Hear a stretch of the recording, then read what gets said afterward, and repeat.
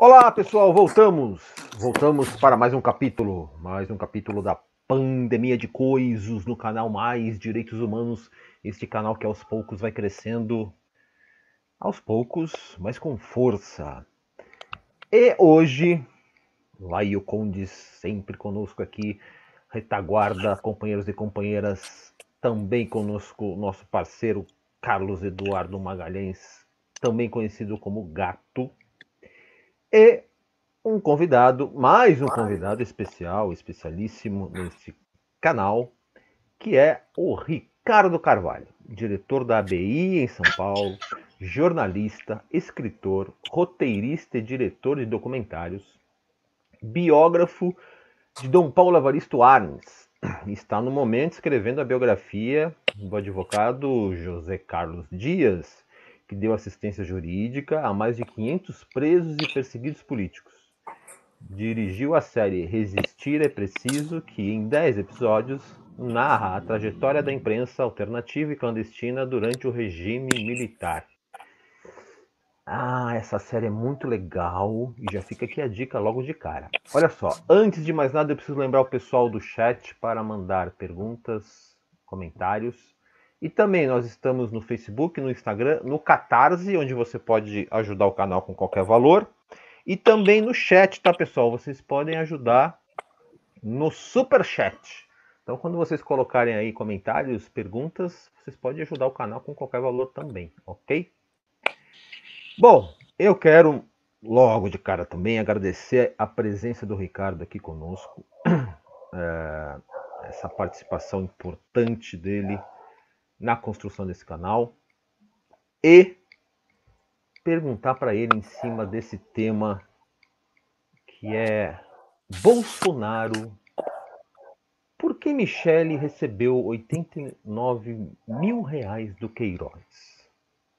Em cima Essa do foi a... contexto, em cima do contexto de uma resposta violenta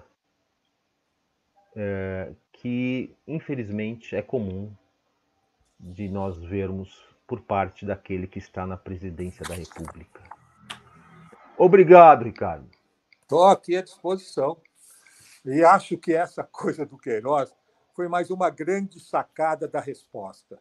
Vocês devem ter acompanhado as charges que todo mundo, dezenas, se não centenas de chargistas, fizeram sobre essa pergunta da mulher da Michele, do Queiroz e tal. Então, houve uma sequência de charges que é, na minha opinião, a melhor resposta. A melhor resposta é com humor. A melhor resposta é com achincalho pelo humor, porque o humor não permite resposta mais, não tem mais o que responder. A pessoa olha e começa a rir dessa coisa ridícula. Né? Então, esse é um detalhe importante que eu gostaria de iniciar falando, da importância do humor nessas coisas todas. Eu estou numa pesquisa que vocês todos vão ficar morrendo de inveja. Eu estou pesquisando o humor político na história do Brasil, que é uma coisa impressionante. Ficaram com inveja, não? Isso é demais. Ainda mais para saber o que você andou encontrando aí, né? Poxa, compartilha com a gente. Só para você imaginar, a primeira charge política é de 1836. É feita por um jornalista carioca. Eu vou lembrar o nome dele daqui um minutinho, só que, aliás, é o nome onde é a sede da ABI no Rio de Janeiro. Né? Ele era dono de um jornal chamado Diário do Comércio e ele também era chargista. Só que a primeira charge que ele fez nada mais era do que uma pessoa do governo, vamos chamar Diário Oficial da Corte, comprando um jornalista para falar bem da Corte.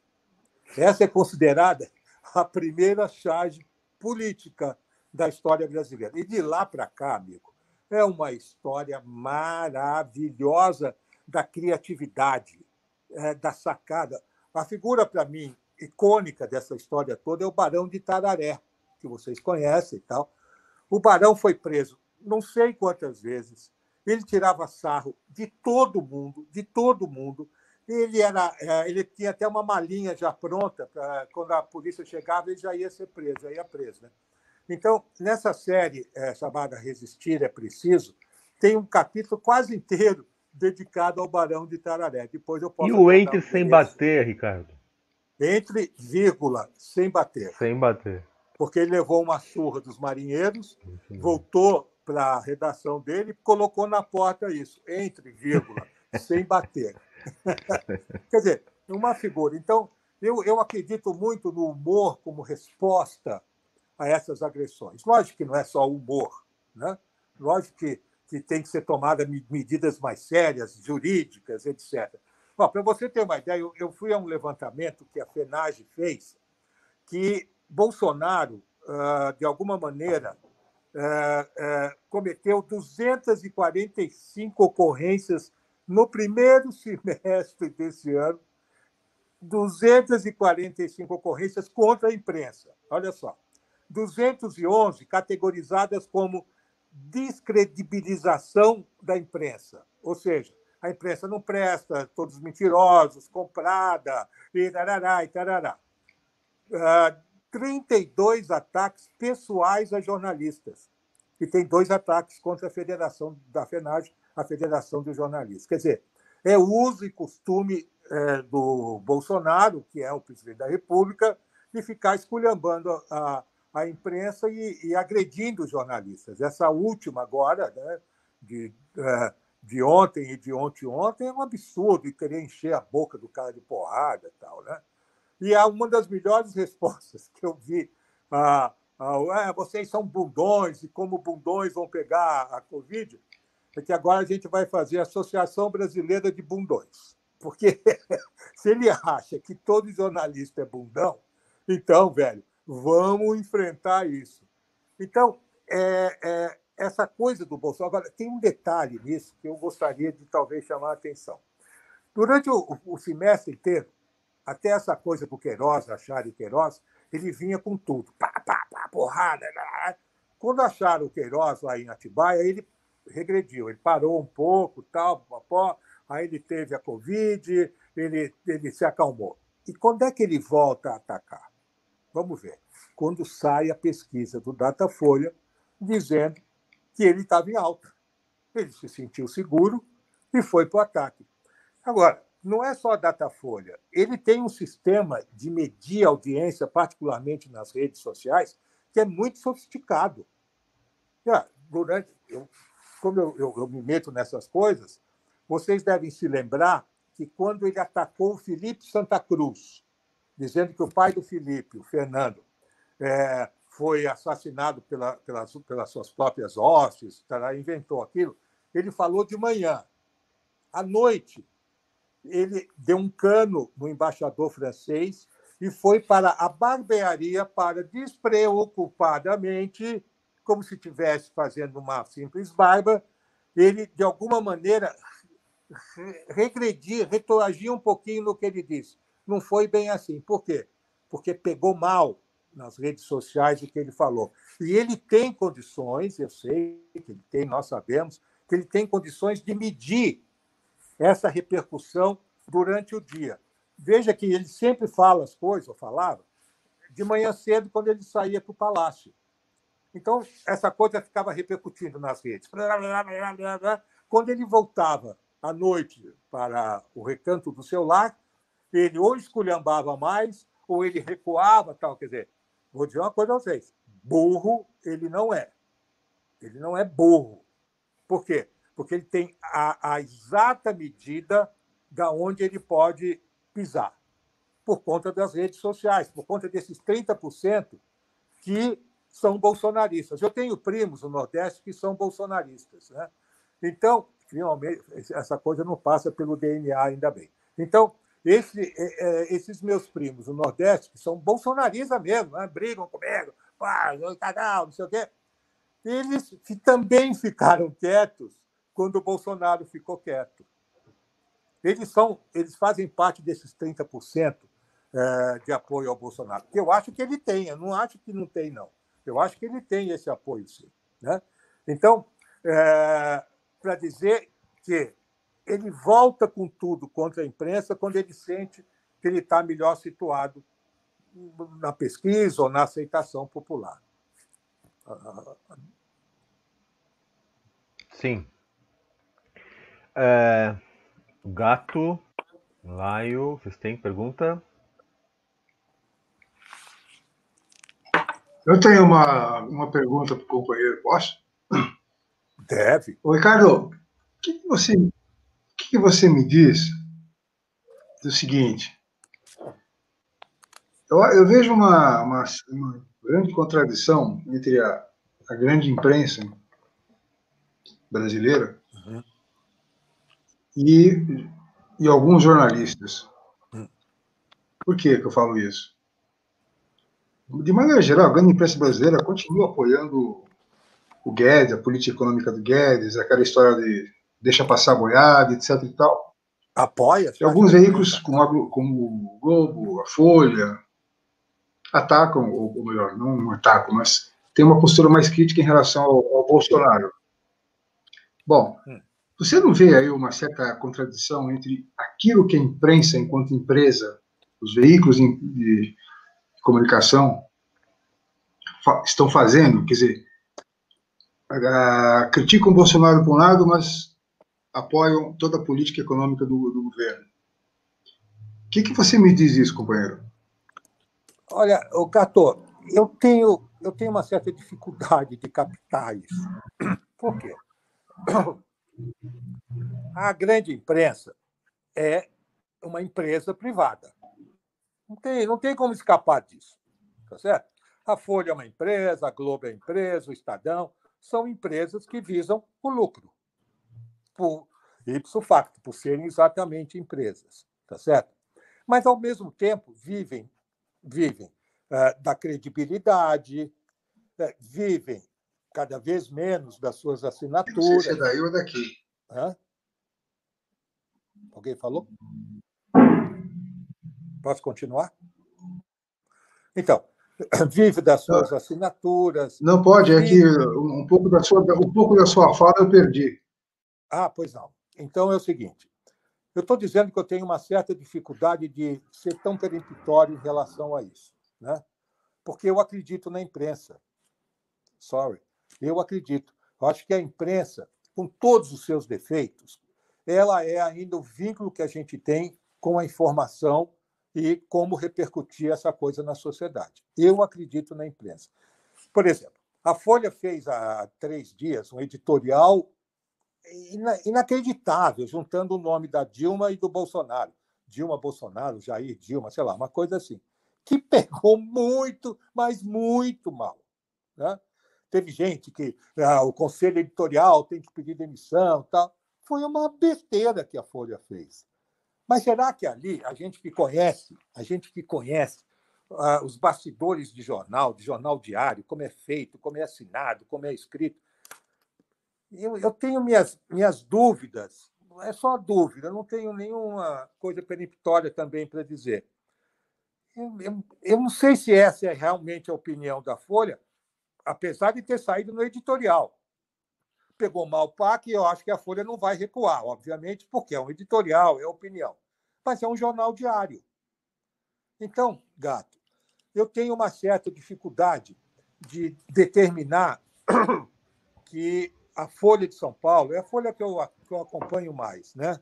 Ou mesmo o Jornal Nacional, nessa nova fase antibolsonarista, eu não consigo detectar que há um apoio explícito à política econômica do Guedes. Não consigo, porque essa opinião vem nos editoriais. Nas matérias, tem articulistas, tem um que fala isso, tem um que fala aquilo, um concorda, o outro chama de neo não sei o quê, o outro de velho não sei o quê e tal. E eu não consigo detectar isso. Quer dizer, eu trabalhei muitos anos na grande imprensa.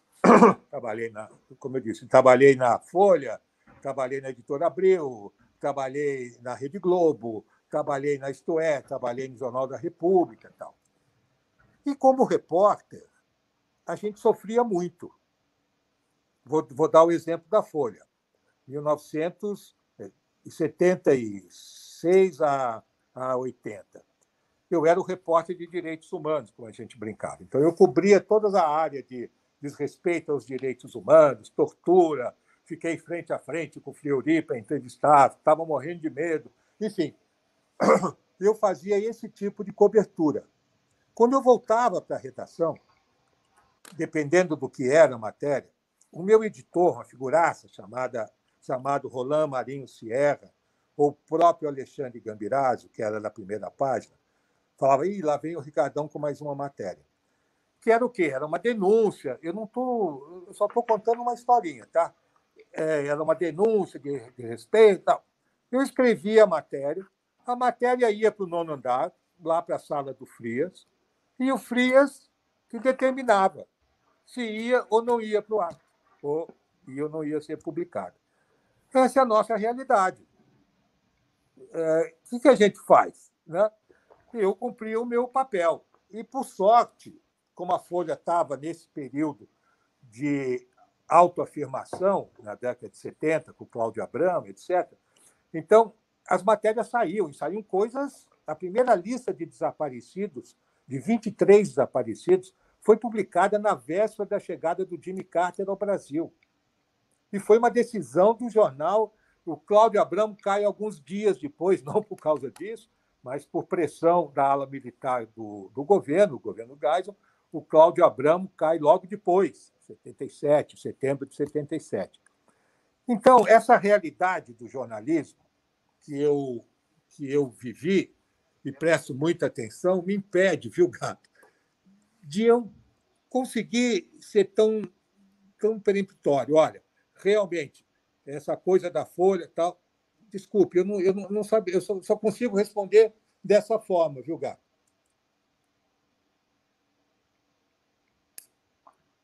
Só lembrando que o título do editorial, Ricardo, que você citou, Jair Rousseff. É isso. Né? Que é um absurdo, é uma agressão, uma coisa. E a mesma Folha, que escreveu um editorial também, isso deve ter uns 15 anos, não me lembro exatamente, a tal da Dita Branda. Dita Branda, que foi escrito pelo Otávio Frias Filho, eu lembro disso. Eu lembro.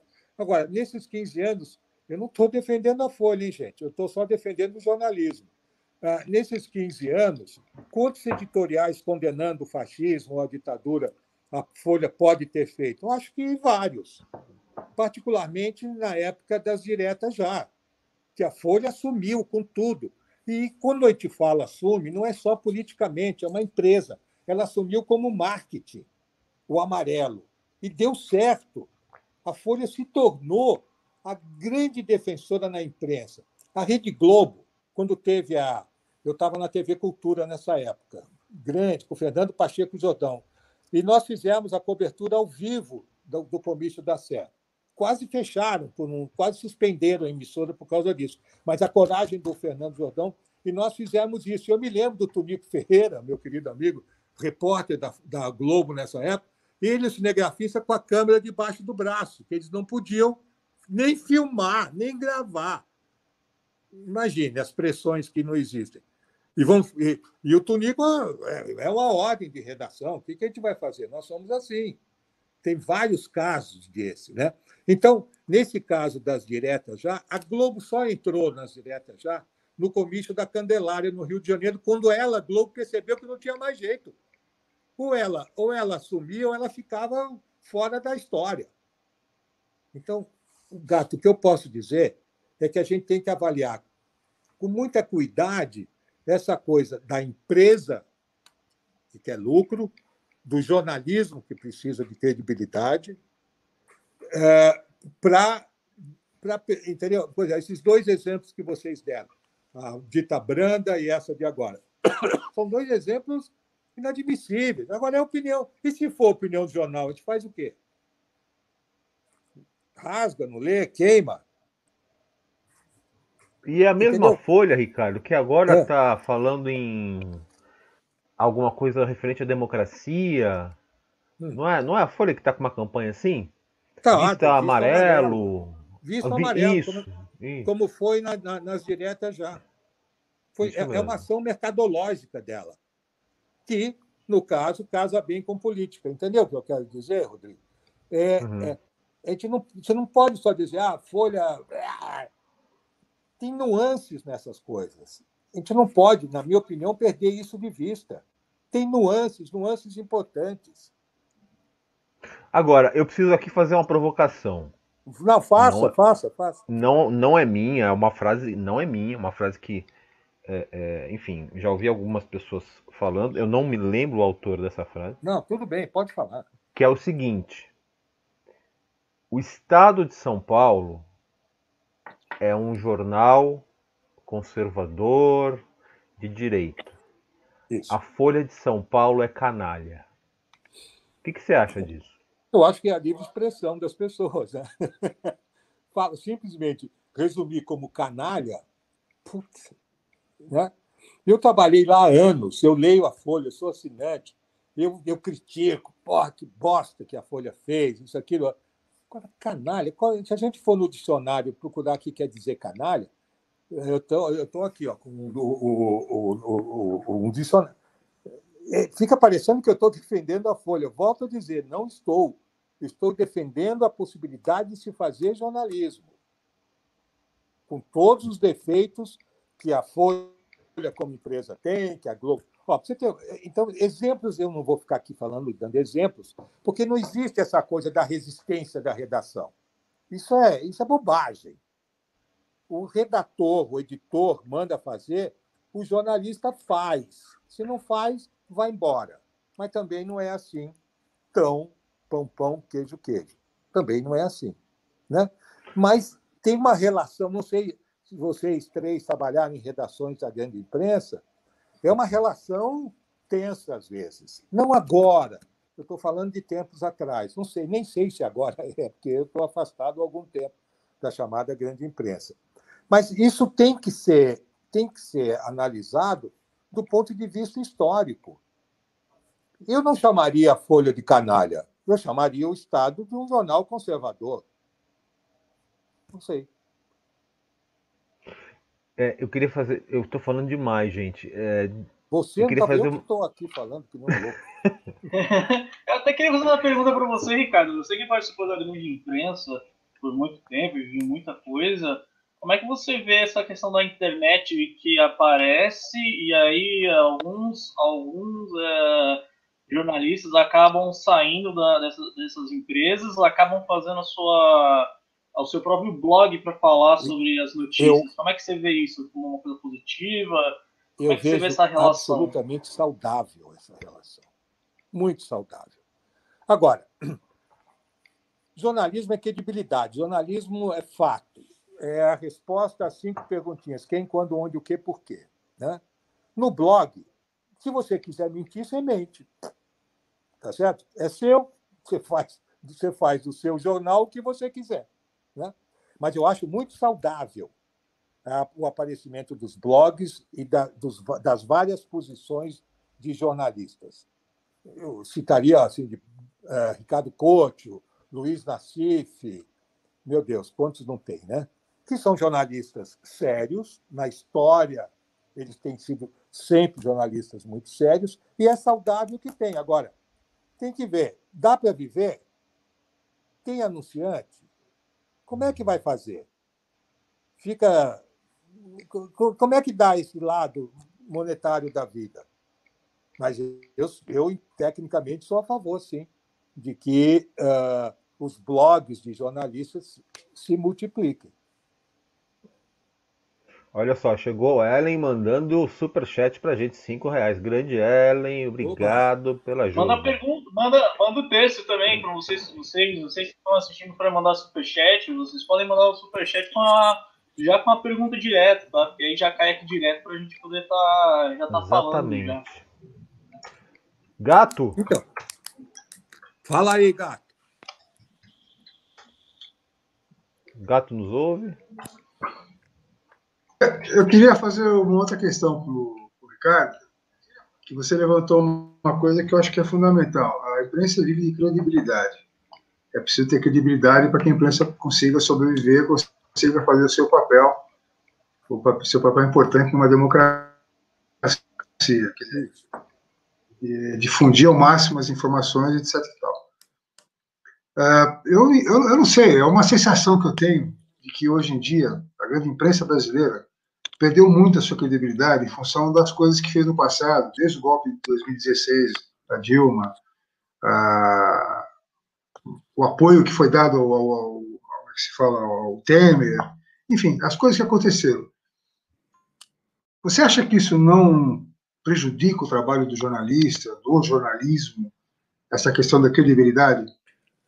Olha, vamos separar um pouquinho as coisas. Nós temos o repórter. Deu para ouvir? Deu. Nós temos o repórter, nós temos o editor, nós temos quem fecha as páginas, tal, né? O repórter vai para a rua e ele vai escrever o que ele viu, não o que ele pensa. Então, ele viu o Guedes falando isso, ele põe lá, o Guedes falou isso. Se isso é a favor do neocoisa, do não sei o quê, paciência. Ele reportejou, ele foi lá e foi repórter. Tá certo? O tamanho da matéria, lógico que tem várias pequenas nuances aí, mas está lá.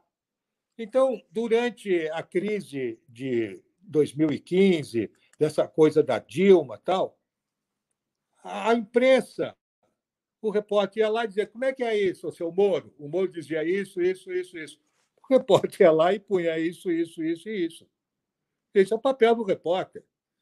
Se o jornal, através dos seus editoriais, é contra, paciência. Então, a credibilidade vem, na minha opinião, vem da seriedade desses repórteres. São eles que estampam o que acontece no dia a dia, na realidade. São eles os repórteres. Agora, se tem repórter que não é sério, eu não vou ficar entrando nesse detalhe. Quanto à posição dos grandes jornais, ou da grande imprensa, ou das televisões, é lógico que isso acaba aparecendo muito mais, por exemplo, na televisão. Por quê? É uma mensagem sucinta, objetiva, quem, quando, onde, o quê, por quê. Tem uma matéria, pode ter 2 minutos, 5 minutos, e aí tem a mão do editor, vamos parar. Quanto à credibilidade, eu acho que não invadiu, porque hoje, por exemplo, vamos ver a Globo. A Globo está eu não vou dizer campanha, porque campanha jornalista não faz, mas a Globo está absolutamente contra o senhor Bolsonaro. O motivo é econômico. O motivo é porque o Bolsonaro vai tirar a tomada da Globo. Seja lá qual for o motivo, o fato é que a Rede Globo de televisão, o Jornal Nacional hoje, é adversário, o jornal é adversário do senhor Bolsonaro. Então, isso dá credibilidade ou perde credibilidade? Para nós, legal, está sendo correta a Globo, porque está falando o que a gente quer ouvir. E quando a gente ouve o que não quer ouvir, a televisão ou o jornal não presta, por isso que eu sou muito cuidadoso nessas avaliações, do ponto de vista do jornalismo.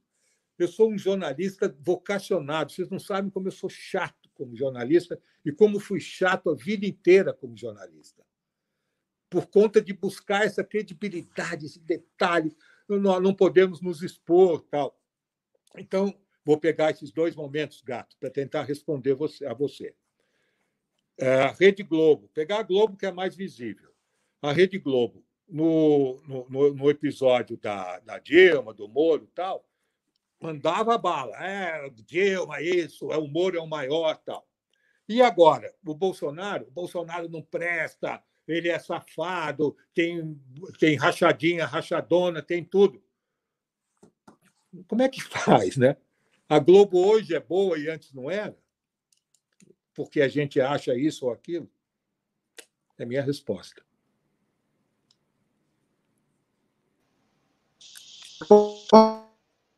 Posso continuar? Lógico. Então, é o seguinte, eu não tive a tua experiência como jornalista o tempo todo que você fez, mas eu tive uma pequena experiência como freela na Folha, em 1990, né? Década de 90. E eu fazia isso que, obviamente, você está falando. Eu saía à rua, fazia a matéria que tinha que fazer, a pauta, etc. e tal. Mas aí aconteceu um fato que me... vou te ser franco, Ricardo. Opa, Me deixou muito triste, muito chateado. Que foi o seguinte. Foi aí que eu vi, fez um pouco dessa coisa que você está falando, da diferença entre o jornalista, o repórter e a empresa. Porque eu, como repórter, saía à rua, fazia a matéria, fazia a pauta que tinha me mandado e entregava e pronto, normal.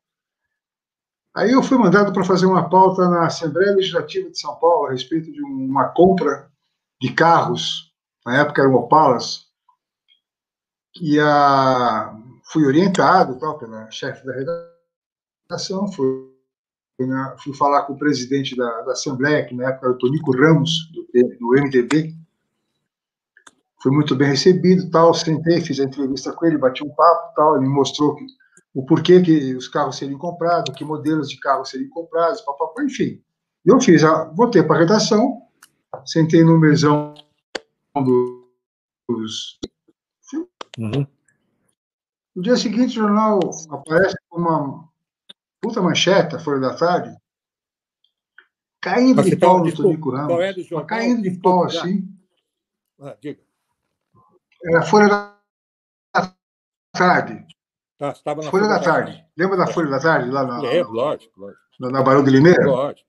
Exato. Foi na Folha da Tarde. Então, no dia seguinte saiu essa matéria, caindo de pau, mostrando um modelo de Opala, que era um modelo mais caro, que não era o modelo que eles queriam comprar. E normalmente, eu me lembro que quando eu fazia as matérias, saía meu nome. Nesse dia não saiu meu nome e não saiu nada do que eu escrevi. Ela foi inteirinha, copy-descada, a matéria. Pouca coisa. E eu fui jogado fora e entrou no circuito 2 outros repórteres aí da casa mesmo, da Folha, e eu caí fora desse assunto. Ou seja, quando eu te falo o seguinte, durante uma semana ou mais, a Folha da Tarde arrasou com o Tonico Ramos, arrasou com a Assembleia. Eu vi o Tonico Ramos entrando na redação para ir falar, lá tinha aquele aquário, né, onde ficavam os chefes. O cara entrou assim com a cabeça mais baixa que é possível, né? Em suma, o que eu vi foi isso, quer dizer, a partir de uma pauta, de uma matéria que parecia ser uma coisa interessante, virou uma campanha. A Folha da Tarde fez uma campanha absurdamente forte contra o Tonico Ramos. Então, quando eu te falo essa questão da credibilidade, não é para o jornalista, para o repórter que vai fazer o trabalho. Ele vai lá, faz o que tem que ser feito e volta e entrega. O que acontece a partir daí, você não pode fazer nada. Não. Entendeu? Então, a credibilidade que eu me referi não é do jornalista. Tem muito mais a ver, eu acho, né? É uma sensação minha, com a empresa jornalista, com o veículo. O que ele faz com a matéria, que o jornalista vai lá, trabalha, entrega com ética, com responsabilidade e tudo mais, e tá. É nesse sentido que eu estava querendo te falar quando eu te perguntei essa questão da credibilidade, entendeu? Entendi.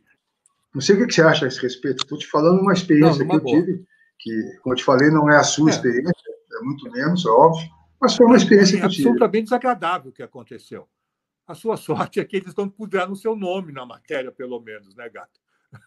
Eles fizeram lá, o Copdesk foi lá e inventou, colocou outras coisas que, do ponto de vista do editor, é o que era importante. Você estava recebendo daqui e de lá. Agora, você cumpriu a sua missão, a sua função de jornalista. Foi lá e fez a matéria. O que o jornal fez depois, você não tem nada a ver com isso. Agora, a credibilidade do jornal ficou abalada porque esculhambou lá o Tonico Ramos por conta dos Opalas. Eu volto a dizer, eu não consigo ser definitivo ou peremptório em relação a isso, porque são várias as experiências que se viveu em vários jornais, na Folha da Tarde, na Folha de São Paulo, na Última Hora, no Jornal da República. Então, a gente tem que ver isso com muito, volto a dizer, com muito cuidado. Eu acho que a imprensa tem credibilidade. Porque se não tivesse, o Bolsonaro não estava enlouquecido como está. Não ficaria atacando como está. não ficaria xingando como está. Quer dizer, a imprensa é levada a sério nesse país, e acho ótimo que seja. Tem esses acidentes de percurso que são lamentáveis, mas a imprensa, na minha opinião, não vou dizer o quarto poder, como é chavão, mas tem sua importância muito grande na democracia, na estabilidade. Porque se não tivesse a imprensa, a gente ia saber o que estava acontecendo. Será que o Bolsonaro... Ela é fundamental na democracia. Então, e não acho que hoje, como sempre, se você pega a história da imprensa toda, desde 1808, tal, Correio Brasiliense, se você pega, ela foi às vezes venal, ela foi às vezes vendida, ela foi às vezes séria. Quando a ditadura começou em março, o Correio da Manhã no Rio de Janeiro sofreu o diabo. O Jornal do Brasil resistiu com Alberto Dines, e depois recuou, e depois isso, e depois aquilo. Acho que há nos jornalistas essa coisa, e até em alguns empresários, por conta do que eu falei lá no começo, de que jornalismo é credibilidade, dos empresários de defender essa credibilidade. Até onde vai, no bolso dele, eu não sei. Mas sem credibilidade, a imprensa não existe. E acho que ela tem credibilidade, sim. Ela forma opinião. Apesar das redes sociais, tal, as redes sociais são muito importantes, mas não acho que sejam as redes sociais que formam a chamada opinião pública. Por exemplo, eu sempre fico pensando assim, eu assisto o Jornal Nacional todo dia, há 200 anos.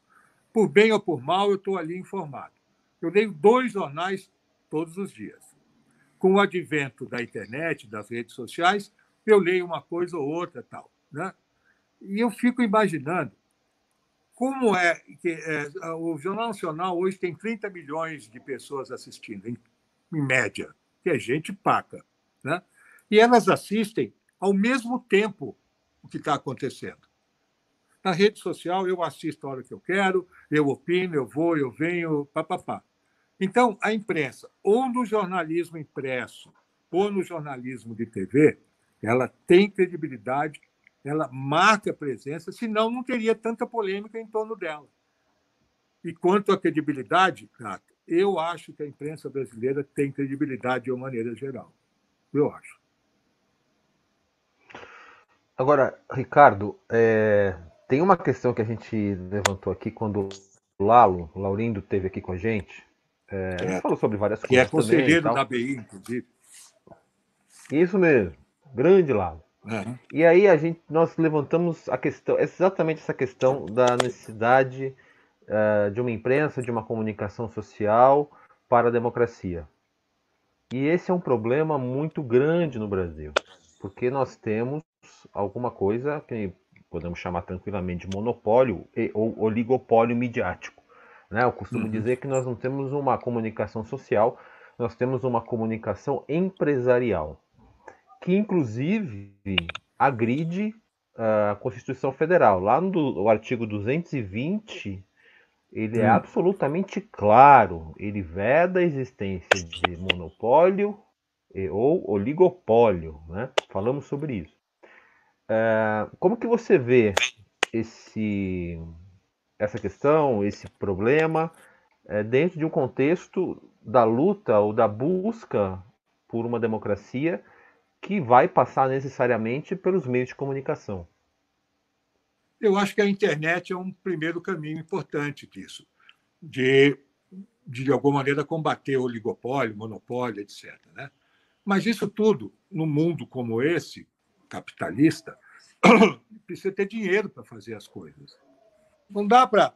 Vocês devem se lembrar, estou aqui com... Várias tentativas foram feitas na imprensa alternativa para combater o monopólio, o oligopólio, ter outra visão, tal, mas foram quebrando porque não tem dinheiro. É duro. O jornal Opinião, o Movimento, para ficar nos 2, talvez, dos mais importantes, foram dezenas e dezenas, que buscavam o quê? Buscavam um outro viés do mundo. Enxergar o mundo de um outro jeito, né? Ou com críticas, ou com reportagens e tal. E não conseguiu sobreviver. Acho eu que uma das questões é a questão financeira, porque custa muito caro fazer, né?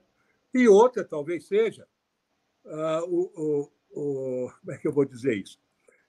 Talvez seja de como o pessoal que bolou esses jornais engendrou a administração junto com o jornalismo. Agora, oligopólio, monopólio, eu acho que também é terrível. É uma coisa lamentável, né? Mas é o que a gente tem. Como é que a gente combate isso? Como é que combate esse oligopólio, essa tendência da informação ter uma única fonte, que é de uma empresa jornalística, enxergando todas como uma empresa, né? O ponto de vista da elite, o ponto de vista do mundo financeiro. É o dinheiro.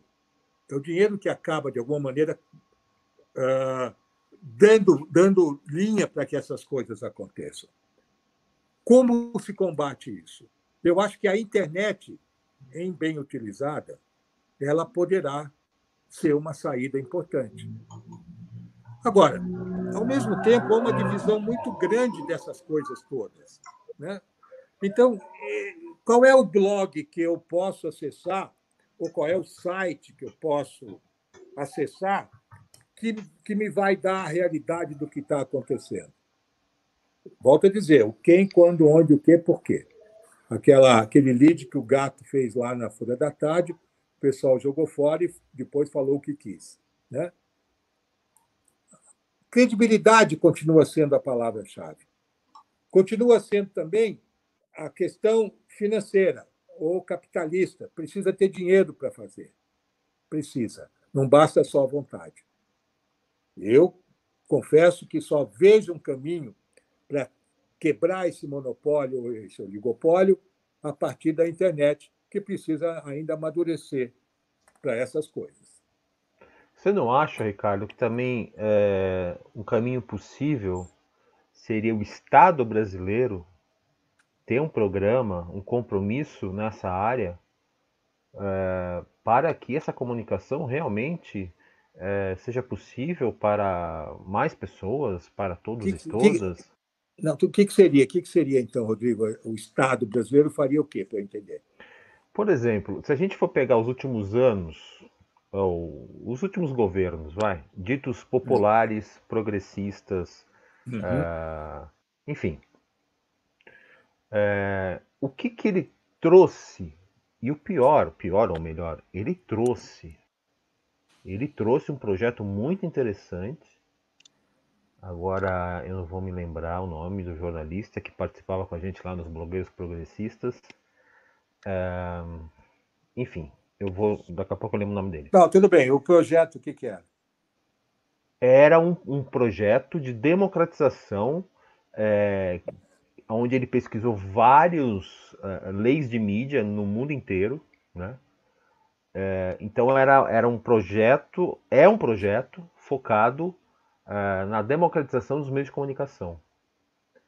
E isso, enfim, não foi para frente, porque não havia ao mesmo tempo que esse projeto havia, o governo dito progressista, enfim, popular, não abraçou, né? Quer dizer, ele não traz esse projeto para um campo amplo, né, do Estado brasileiro reconhecer isso. A Argentina, por exemplo, a Kirchner, ela quebrou o monopólio. A Globo deles lá, que tinha o futebol argentino, acabou. Você tem um canal na internet, você tem uma rádio, você tem qualquer coisa, você vai transmitir o campeonato argentino. Então, o que eu quero dizer é o seguinte, me parece que falta também um compromisso dos projetos que se apresentam para governar o Brasil com o Estado brasileiro num tema como esse, fora tantos outros, evidentemente. Nós estamos aqui falando dos meios de comunicação. E, especialmente nesse caso, havia esse projeto, né, que foi feito com esse jornalista, que eu já vou lembrar o nome dele aqui, é muito próximo ao presidente Lula. O Franklin, disso. não. Franklin Franklin Martins. Martins. Um projeto. Você deve conhecer esse projeto. Projeto muito interessante, um projeto. Ele pesquisou, ele viu leis de mídia, etc. Então, me parece também que há, de certa forma, uma acomodação, ou houve uma acomodação. No último ano do governo Lula, 2009, ele realiza esqueci o termo agora, enfim, é um chamamento, um encontro, para falar exatamente do problema da mídia no Brasil. E deixa no colo da Dilma, que vence ali a eleição, né? Foi o último ano dele, para que ela faça a primeira Conferência Nacional de Comunicação. Ele fez em 2009, aonde lá foi possível falar sobre várias coisas, inclusive o projeto do Franklin. E deixa no colo da Dilma, de certa forma, olha, continue, faça o segundo encontro nacional, o terceiro, o quarto, enfim, né? E isso não aconteceu. Então, me parece que talvez nos falte isso também. Nos falte, nos governos com esse perfil, que tem pessoas com essa preocupação, o abraçar dessa causa e talvez também um diálogo maior, enfim, com a população sobre esse problema. Né? Eu vou te dar um outro exemplo bem interessante do Ricardo Couto. Quando o Lula assumiu o primeiro mandato, o Ricardo Couto, repórter consagrado, tal, muito amigo do Lula, aceitou o convite do Lula de ser o secretário de imprensa dele. Só que o Ricardo tem a visão do jornalista. Ele montou uma redação, uma puta de uma redação no Palácio, ou lá, não sei onde, na secretaria, montou uma redação e abria as portas do governo para tudo que as pessoas queriam saber. Acontece que governo é uma coisa complicada. Ela não sei se ela pode ser aberta o tempo todo, enquanto ele governo é um conchavo com um deputado que faz parte do jogo. Nós estamos falando de um presidencialismo que precisa se compor com esse, com aquele, pará. 2 anos depois, o Ricardo não aguentou e saiu, pressionado por ministros que não queriam, que achavam que talvez, eu vou exagerar um pouco aqui, que talvez achasse que não fosse muito legal a gente falar sobre isso agora, tal. E o Ricardo estava querendo abrir. Abriu, e o Lula estava concordando. Confiava muito nele. E estava concordando, é isso aí e tal. E aí, eu não vou lembrar de detalhes, mas aí, essa coisa de Estado, governo, imprensa é outra relação complicada. Eu até, para você ter uma ideia, quando eu era repórter da Folha, eu fiz uma matéria, o governador era o Zé Maria Marim, e eu errei na matéria. Eu meti o pau nele e não devia, porque eu errei. Aí o Boris Casoy, que era já o editor-chefe, me chamou e falou: olha, o Marim ligou aqui reclamando. Eu falei: por quê? Isso. Eu voltei lá e fiz outra entrevista com ele. Eu tinha errado. Entendeu? Então, isso tudo para dizer que volta a dizer que pão, queijo. Não. A vida tem nuances. Então, esse projeto do Franklin foi baleado porque se dizia que seria o governo, não o Estado, o governo que seria proprietário da informação. E olha que ele fez, no período dele, a TV Brasil, que é ainda, agora foi baleado, um projeto impressionante de TV pública, não TV estatal, TV pública, que a gente não tá acostumado a ouvir ou a desenvolver. E o Franklin, que é um cara também muito sério, pesquisador de primeira linha, um cara com um passado de participação pela democracia muito, muito intensa, e acabou sendo baleado pelo governo. Então, é difícil. Agora, a gente não pode desistir, a gente tem que buscar os caminhos. Essa coisa do democratização da informação, eu não sei como é que faz isso. Eu sei que a internet pode ser uma saída, mas como nos detalhes, não sei. Nós temos uma imprensa desde 1808, de uma maneira ou de outra. É muito tempo. São 112 anos, 200, não é? 200, né? 1808, 212 anos de imprensa. É uma carga ideológica muito forte.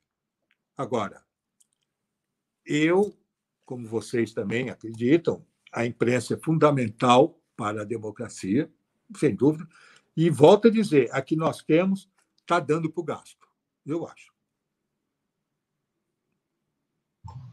Posso voltar a falar um pouco daquela questão Do que você quiser, Gato. Fale sobre o que você quiser. Questão do Bolsonaro como repórter? Pode fazer o que você quiser. Então, Ricardo, eu queria ouvir de você o seguinte.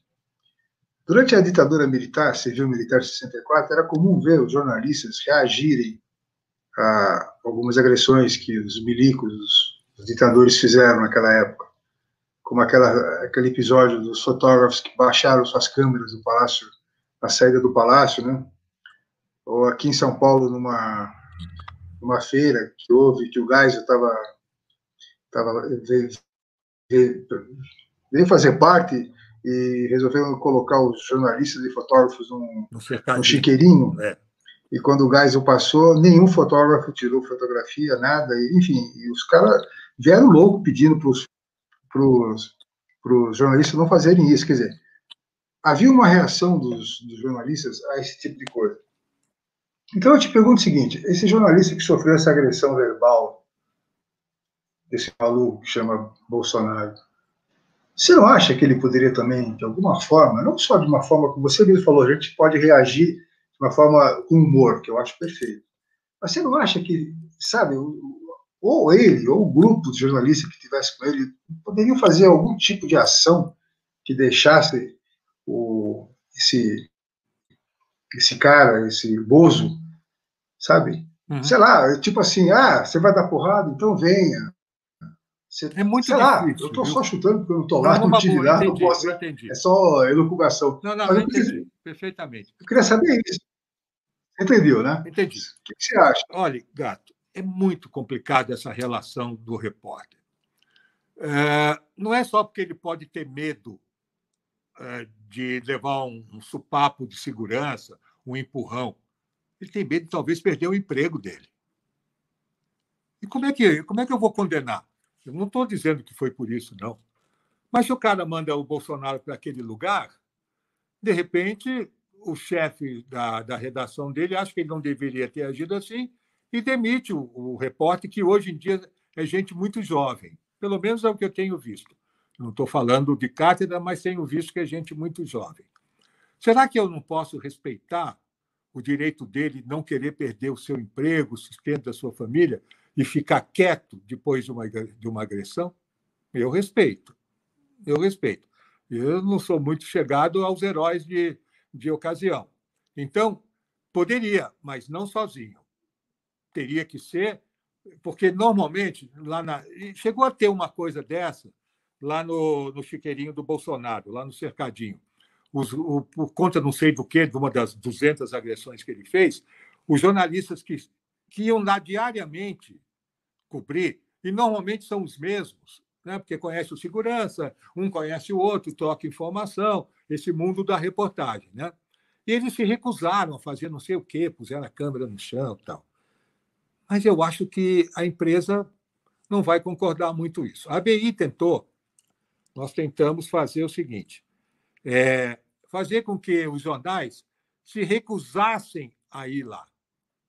Aí, uma das emissoras, a Record, o SBT, dizia, nós vamos.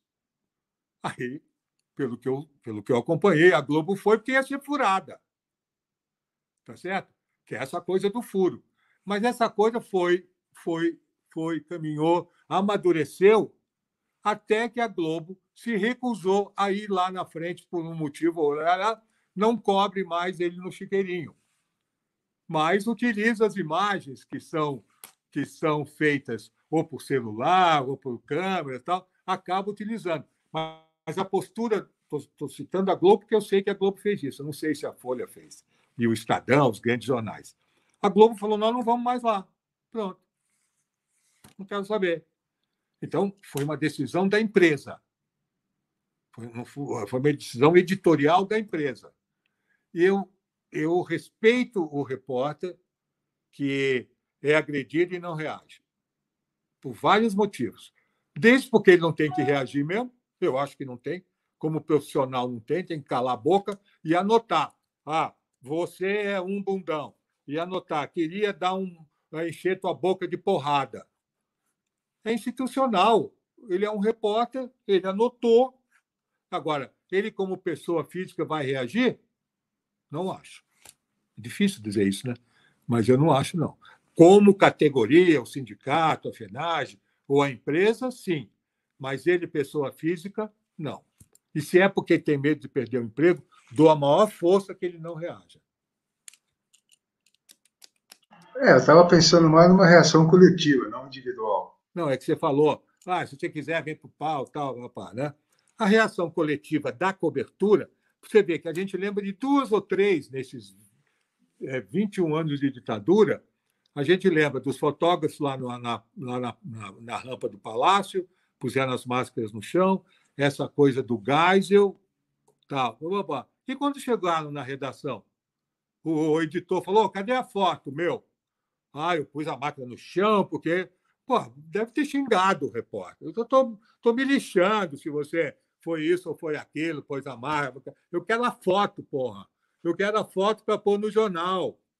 Isso que a gente brincava da luta de classe dentro das redações, o repórter com o editor, né? Entendeu? Eu quero a foto, estou me lixando. É assim, a vida é assim. Agora, a empresa decidiu, todo mundo cumpre. Porque quando o dono do jornal cobrar do editor, cadê a foto que não saiu? O repórter pôs a máquina no chão, possivelmente lá, manda esse repórter embora. Porque eu quero a foto do ato, do fato. E está certo.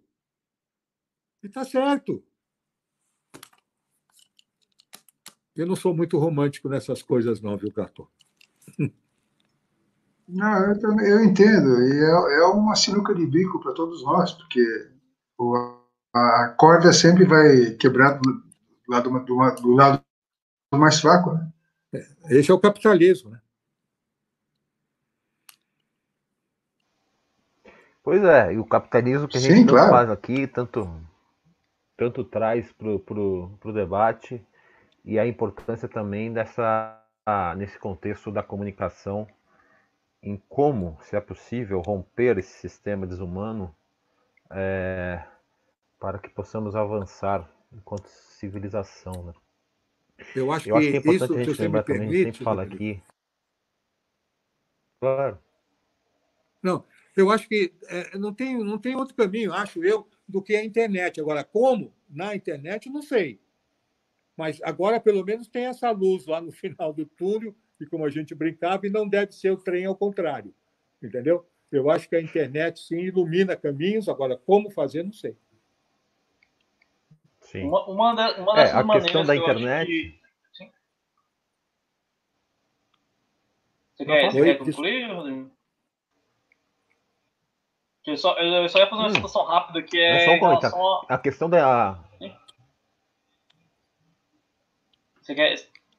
Só fazer só essa citação rápida que lembrei aqui. Uma dessas questões que acaba tendo pela internet, que é bem interessante de jornalistas, é o grupo Jornalistas Livres, né? A maior parte do recebimento, eles não são filiados a nenhum tipo de jornal, a parte televisiva, não, eles são independentes e quem é o patrão deles é as pessoas que apoiam eles. Então eles têm campanhas que eles fazem frequentemente para poder estar cobrindo coberturas, onde dessa parte desse dinheiro, sim, vai para o jornalista poder ir a tal lugar ou fazer a reportagem e fazer toda essa cobertura por lá e ser mais neutro possível, né? Pois é, está na internet mesmo a saída. Essa é uma saída importante. Eu acho que a internet ela se apresenta como uma saída, mas a gente precisa lembrar também que, devido ao poder econômico, os grandes portais acabam criando seus oligopólios, monopólios, enfim, né? Então essa também é uma realidade complicada na internet.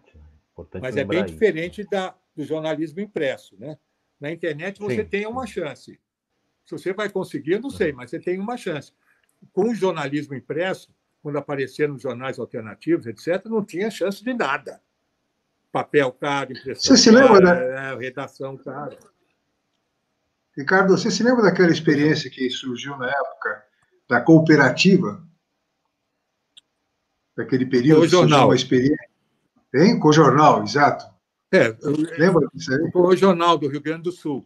Isso, Lembro exatamente. perfeitamente. Lembro. Então, pois é, E naquele... deu Deu certo. certo por um tempo, exatamente. Foi uma experiência interessante aquela, que não sei por que não continuou, não cresceu, Não mas foi tem uma experiência fôlego. muito O interessante. fôlego, às vezes, o fôlego financeiro acaba. Outra vez, nessa série aí, Sim, eu estou fazendo muita propaganda da série, tem um depoimento do presidente do Corjornal contando toda a experiência deles, que foi exitosa. Jornalistas do Rio Grande do Sul, né? Eles se juntaram numa cooperativa, e cooperativa tinha dinheiro, quer dizer, não é eu tiro 10 reais do bolso e dou lá, tinha dinheiro, e eles faziam um jornal que era muito respeitado, feito por jornalistas, que sabiam direitinho onde estava quem, quando, onde e por quê. Não tinha fake news, nem essa expressão existia, não tinha mentiras, porque você, se quiser, você dá uma exagerada. E o jornal, por conta dessas características de credibilidade, teve uma aceitação nacional. Chegaram a ter repórteres em São Paulo, deu certo, mas não teve fôlego. Money, money, money.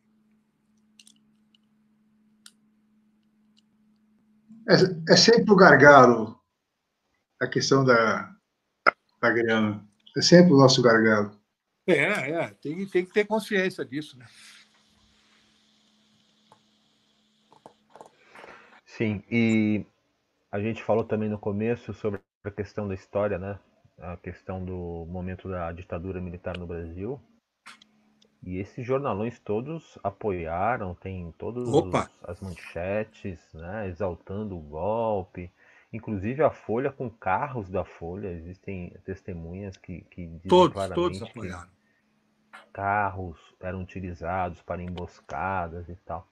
Enfim, importante esse contexto também para a gente poder entender melhor essas empresas todas. E eu acho que o Ricardo traz também algo muito importante, que é essa diferença, né? Quer dizer, uma situação é a empresa e os interesses da empresa, outra situação a pessoa que trabalha lá, quer É dizer, o profissional, né? jornalista, o profissional, né? O fotógrafo, enfim, né? Então é preciso entender isso, né? As pessoas também precisam sobreviver, né? Todo mundo tem conta para Lógico, pagar lógico. né? Então é preciso também fazer ter esse cuidado, ter essa atenção, ao mesmo tempo não cair numa armadilha, né? De que me submeto a tudo, né? Essas coisas, Lógico. né? Acho que é, Lógico. é, é Não é 8 importante nem isso. é 80. E só para você ter uma Uhum. ideia, essa coisa de como estava o clima no país em 63, 64, Dom Paulo apoiou o golpe. Dom Paulo Evaristo Arnes apoiou o golpe. Por quê? Porque o que tinha era os comunistas estão chegando, tal, blá, blá, a igreja, vão comer as criancinhas, tal. E Dom Paulo, no documentário que eu fiz sobre ele, e que o Gato me deu o prazer de ir assistir, depois me deu uma chamada que eu achei muito legal, quero dizer isso aqui agora. Eu encontrei com o Gato no Ibirapuera, depois do documentário ter sido exibido, ele falou: pô, Ricardão, por que você chamou um médico de. Lembra disso, Gato? Você me falou: por que você chamou um médico de presidente general? Eu falei: como assim? É um ditador. Eu falei: puta merda, Gato, você tem razão. Você vê? O Gato, eu nunca esqueci disso, Gato. Já faz uns 4 anos. Nunca esqueci dessa chamada, e é verdade. Quer dizer, ninguém é infalível, obviamente. Eu estava Mas passando, falando eu sobre. eu tava passando com a minha neta, Exatamente, não é isso? Eu estava exatamente. passando com a minha netinha, não é isso? E eu, com o meu cachorro, levei um esporro do gato, tá vendo como é? Então eu perdi o fio da chamada meada aí, não lembro. Escapei, não lembro o Não, que eu não, estava falando. é o equilíbrio da Do Dom empresa Paulo, e do né? profissional. Ah, Dom Paulo Não, eu também. falei Isso, do Dom Dom Paulo e tal.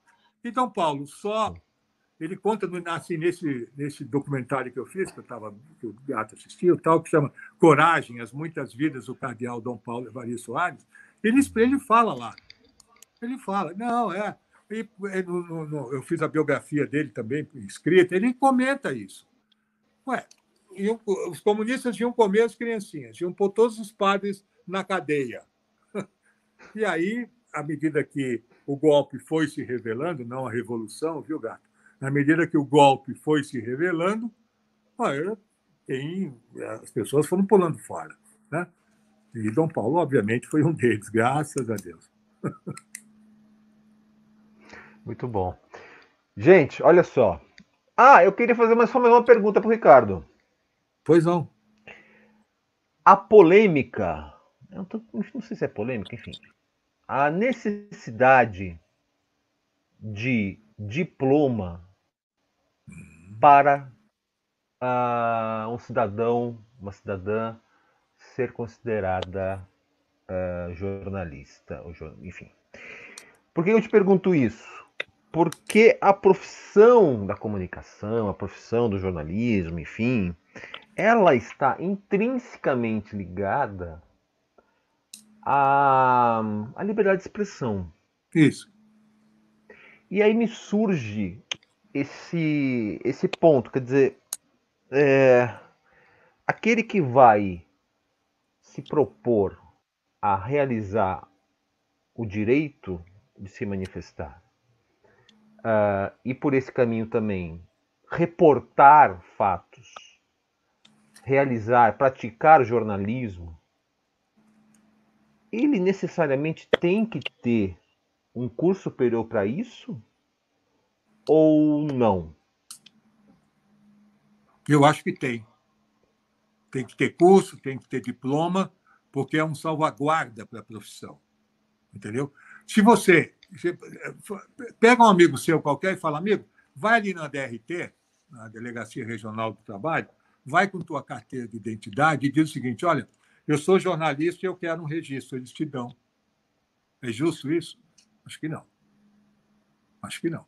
Você se torna jornalista. E se duvidar, você mostra a carteira de trabalho. Eu sou jornalista, como é que eu não sou? Mas tem outras coisas. Outra vez a palavra nuance. Tem outras coisas que ficam valendo. A ética, o curso, a formação intelectual. Isso se adquire, sim, bem ou mal, numa faculdade. Isso se adquire, bem ou mal, na prática do jornalismo. Isso não é ir contra a liberdade de expressão. Quem quiser que escreva lá, onde quiser, na página 3, sempre citando a Folha. A página 3, eu dou minha opinião lá. Mas, como jornalista, existe critérios, existe ética, existe formação. Eu sou a favor da faculdade e do diploma. Eu gostaria de acrescentar. Eu acho que o jornalista é uma profissão, como qualquer outra. Isso. E, como tal, ela tem os seus protocolos, o seu conhecimento específico. Isso. E isso foi adquirido durante anos e anos e anos, quer dizer, não é uma coisa nova. E, assim como qualquer outra profissão, eu sou também sociólogo, além de jornalista. Uhum. Eu fiz uma faculdade de Ciências Sociais e fiz a faculdade de jornalismo. Eu acho que a importância de você ter uma faculdade de jornalismo, de direito, de qualquer outra coisa, é porque, primeiro, que o sistema exige isso. Você tem que ter a função regrada. O jornalismo é isso, quer dizer, o jornalista ele vai se fazer como tal o trabalho, como um sociólogo, como um médico, como um advogado, como qualquer outra função.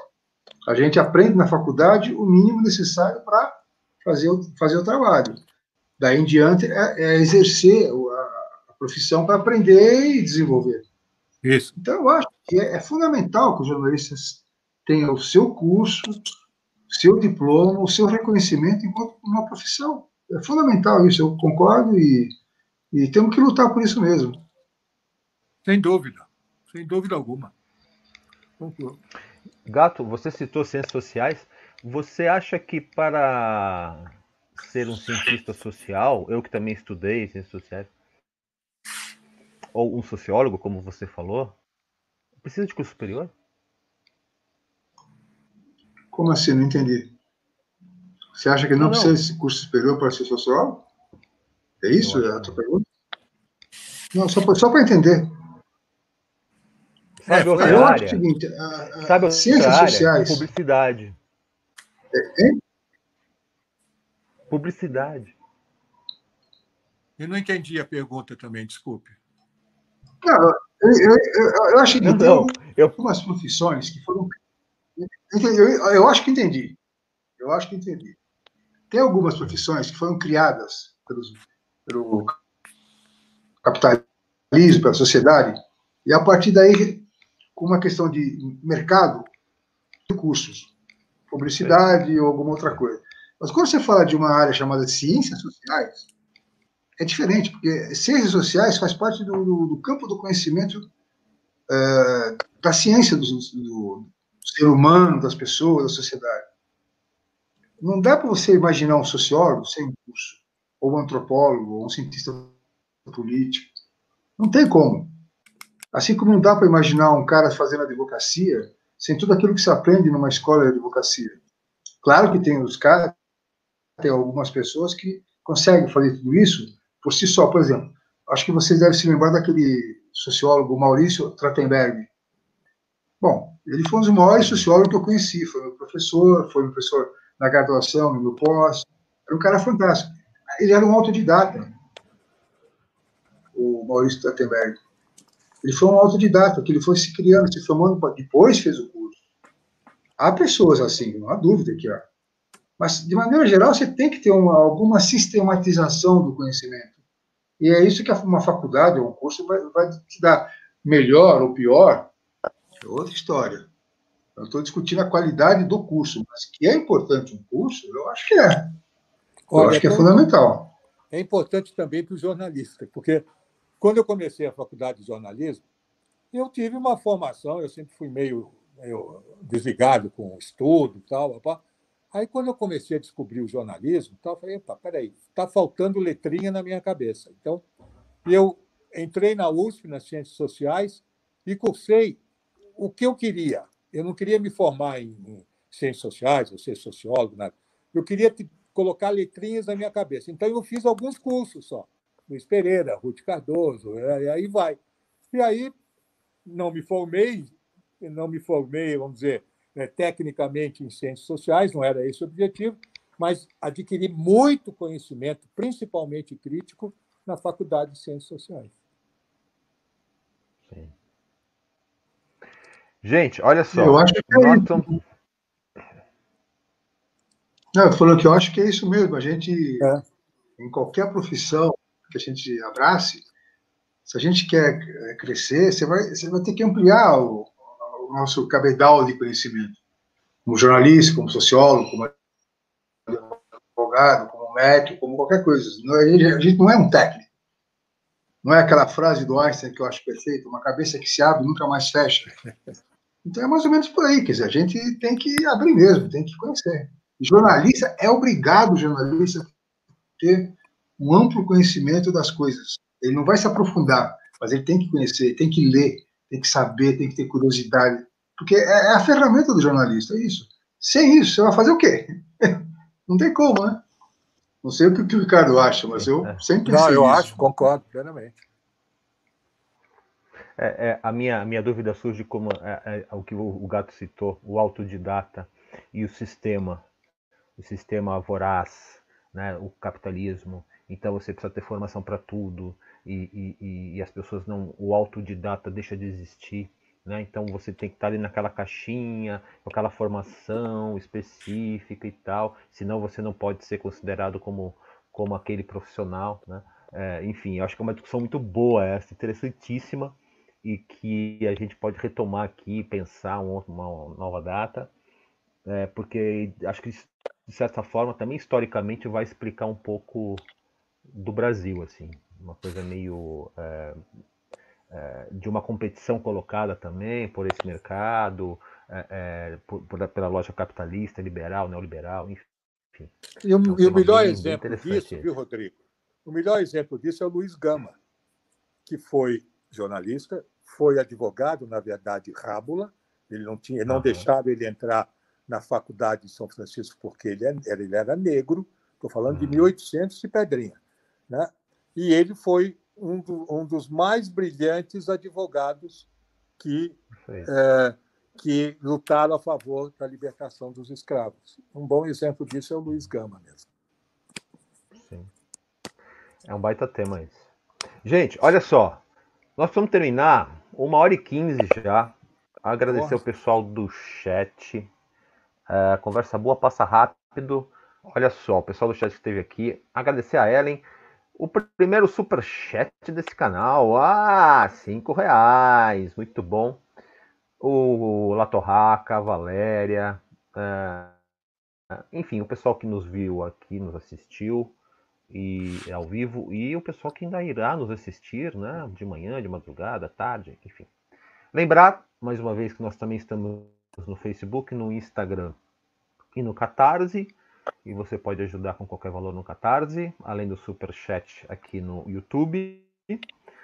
Lembrar também do nosso parceiro, o Bastião Café Especial, www.bastiãocafé.com. Você acessa, compra, recebe em casa, café realmente muito bom.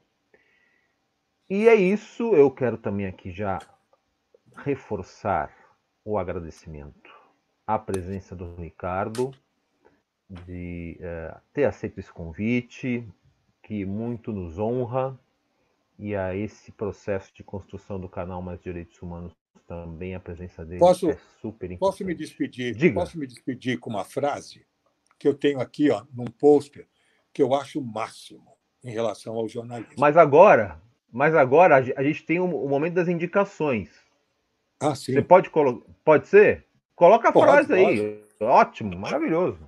Eu encerro depois para o cartaz, mas olha, a gente tem no site da ABI, por exemplo, começou ontem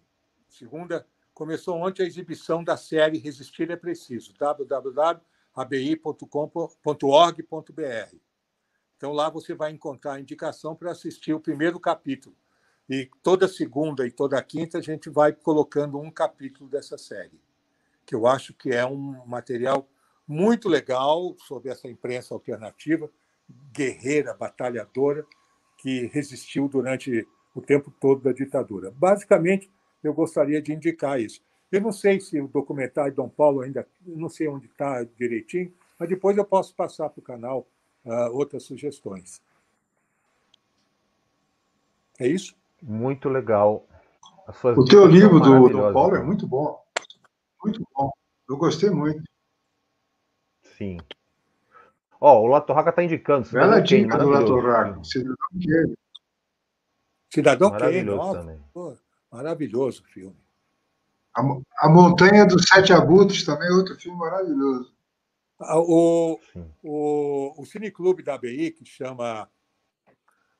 meu Deus. Começa hoje a existir e está mostrando filmes, a partir de hoje, está mostrando filmes da realidade brasileira e começa com Getúlio, começa com os advogados contra a ditadura, tal, do Silvio Tendler. Eu vou depois passar direitinho essas sugestões. Maravilhoso. Então, quem mais? Gato, você tem? Mas qual é a frase que ele vai mostrar? É a seguinte, eu vou mostrar. O Antônio Maria, cronista, que não tinha nada de esquerda, era um boêmio, apenas isso, mas ele escrevia de forma brilhante e ele esculhambava com o poder constituído. Isso antes da ditadura, estou falando na década de 60. Né? E aí, ele, na última hora, ele falou mal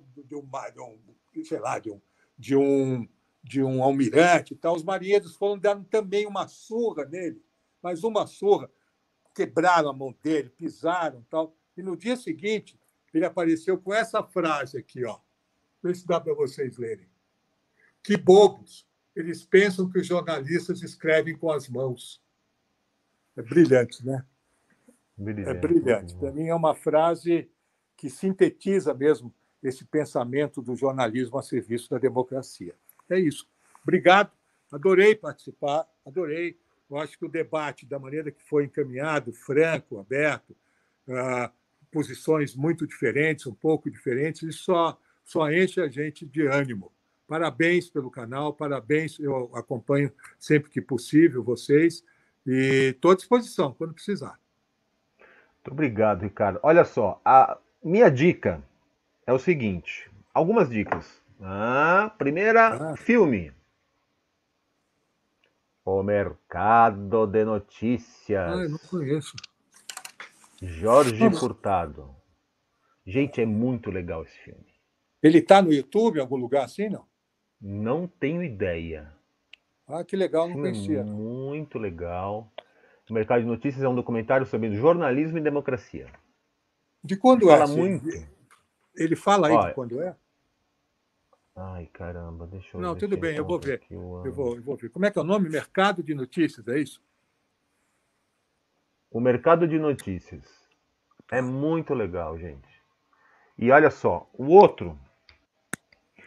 tem o Quarto Poder, né, do Paulo Henrique Amorim, que é um livro bem interessante, ele traz histórias importantes. E tem esse aqui também, gente, ó, Jornalistas. Eu tenho, é muito legal, eu tenho aqui. Muito legal, né? História da imprensa de São Paulo, vista pelos que batalham, laudas... É do Zé Hamilton Ribeiro, se não me engano. Deixa eu me ver aqui. Isso mesmo, ó. José Hamilton Ribeiro, né? É ele mesmo. Então, eu vou dar outra diquinha. No dia 1º de novembro vai ser relançado o livro que eu escrevi sobre o Cardeal e o Repórter. São os bastidores das minhas reportagens com Dom Paulo Evaristo Aires. Mas depois, dia 1º de novembro, mas vai fazer 50 anos de Dom Paulo arcebispo. Vamos lá para a catedral, viu, Gato? Encher o saco do senhor Odilo. A minha indicação, galera, se até o Rodrigo puder mostrar aí depois aí, duas indicações. A primeira foi uma das que a gente citou aqui, que é o Jornalistas Livres, né? Para quem quiser acessar, tem aí o site, eles estão no Instagram, todas as redes, Facebook, tem tudo aí, então você encontra as matérias fantásticas aí desse grupo que é financiado pela própria galera que assina, que acompanha, que está lá sempre e faz doação através de crowdfunding, né? Então tá aí, você pode estar vendo aí, né? Eles estão em todo o Brasil sempre fazendo, sempre de vez em quando eles estão pedindo para poder manter o trabalho, né? Esse trabalho deles.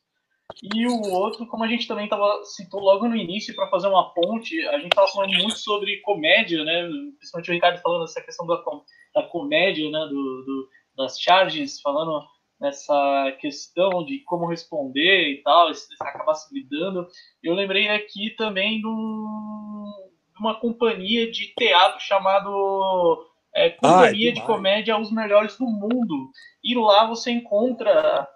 sim, lá você encontra uma série deles, o que foi que eles acabaram viajando com essa peça durante muito tempo lá, e lá você encontra no YouTube deles lá, no canal deles completo, tá até aí que eu tô mostrando só para vocês verem mesmo, aonde você encontra, que é notícias populares, então vários sketchzinhos menores, né, mostrando falando desde questão policial, fazendo essa brincadeira, né, com rap também, então vale a pena estar assistindo aí. O detalhe é que 2 ou 3 dos 4 artistas, vamos dizer assim, 2 ou 3 são jornalistas de origem. Que legal, não sabia dessa informação, não. Que legal. O grupo é ótimo, eles têm um trabalho maravilhoso. Sim. Explica bastante coisa, né? Logo nesse início que começa dos melhores. Eles são originários de Brasília. De Brasília. Sim. E o mais legal que eu achei interessante desses Notícias Populares é que no início eles fazem esse jogo de brincadeiras com as palavras, né? Onde o bandido fala assim: vou começar a matar cada um aqui, principalmente se os policiais falarem errado o português. Então, para cada erro de português, cometido, ele matava alguém no que ele tava ali, né? É muito E legal. aí os policiais tentando não fazer errado, fazendo várias piadas, principalmente políticas ali no meio, né? Então vale muito a pena estar assistindo. Vale mesmo. Vale mesmo. Lembrando que a Laura, do Jornalistas Livres, esteve aqui também com a gente já. Sim. Isso deve fazer uns 2 meses, por aí, né? No Pandemia de Coisas aqui. O, Né? Ó, o o Juca Latorraca Kifuri mandou. também esteve aqui com a gente. Juca também esteve aqui com a Grande gente. Juca. Grande Raul Seixas, ó, a Latorraca tá lembrando. Eu não preciso ler jornais, mentir sozinho eu sou capaz. Grande. Toca, Raul! Grande Latorraca. Obrigado. Gente, então é isso. Voltamos. Agradecer mais uma vez a presença de todos. E, antes de terminar, sempre lembramos aqui, resistir sempre. E desistir jamais. Com certeza. Obrigado. Ricardo, volte sempre. Estou aberto, a porta está aberta para quando vocês quiserem, tá bom? Sem bater. É isso. Já pode chegar Entre chutando vírgulas, já a sem porta. bater. Obrigado, um abraço. Obrigado.